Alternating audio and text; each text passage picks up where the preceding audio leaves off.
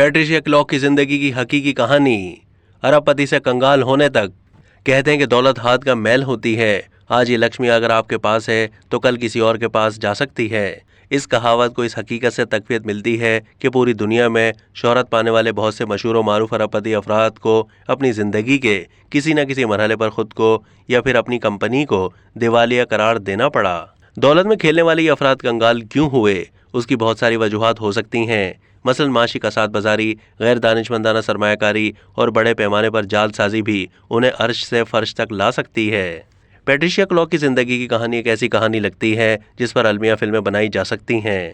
एक हसीन और जमील नौजवान खातून ने एक अरबपति शख्स से शादी की और फिर उनमें तलाक हो गई, और तलाक की तस्वीर के तहत उन्हें जो भारी भरकम रकम मिली उसे खातून ने एक ऐसे कारोबार में लगा दिया जिसमें नाकामी का बहुत कम इम्कान होता है। लेकिन फिर वो सब कुछ हार गईं। ये किसी फिल्म का प्लॉट नहीं बल्कि पैट्रिशिया क्लॉक की जिंदगी की हकीकी कहानी है। अमेरिका की साबिक मॉडल और दौलतमंदाना वारिसा पैट्रिशिया एक दौर में हाई सोसाइटी की जान समझी जाती थी, लेकिन 2008 में जब जायदादों का कारोबार तबाह होना शुरू हुआ तो किस्मत की देवी उनसे हमेशा के लिए रूठ गई। पैट्रिशिया ने 3 शादियां की थीं। उनकी अपने होने वाले दूसरे शौहर जॉन डब्ल्यू क्लॉक से पहली मुलाकात न्यूयॉर्क सिटी के एक सफर के दौरान हुई थी। जॉन क्लॉक उस वक्त $5 अरब के मालिक थे और फोर्ब्स मैगजीन ने उन्हें अमेरिका का दौलतमंद तरीन शख्स करार दिया था। 1980 में जॉन क्लॉक ने पैट्रिशिया से शादी कर ली। 9 साल के बाद उनमें तलाक हो गई और तलाक की शराइत के तहत उन्हें जो खतीर दौलत मिली उसमें माहाना $10 लाख के अलावा वसी और इस रकबे पर फैली हुई अल बीमारील की जायदाद भी शामिल थी।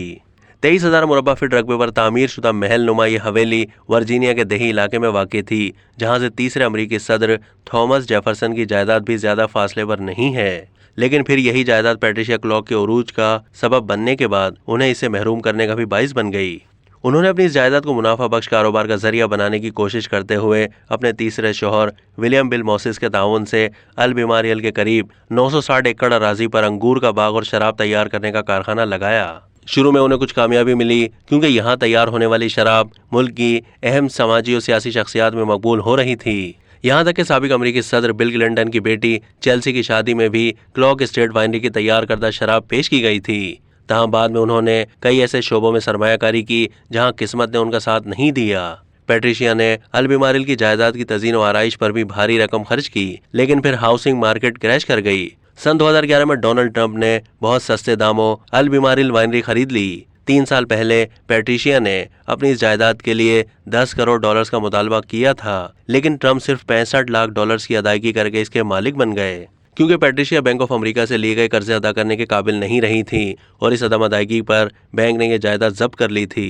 पैट्रिशिया ने दिवालिया होने से बचने की कोशिश में अपने तमाम कीमती जेवरात और पेंटिंग्स भी फरोख्त कर दी थी, लेकिन कुछ भी काम नहीं आया। अब तक के लिए इतना ही। मज़ीद मालूमात के लिए डेली जंग के YouTube चैनल को सब्सक्राइब कीजिए।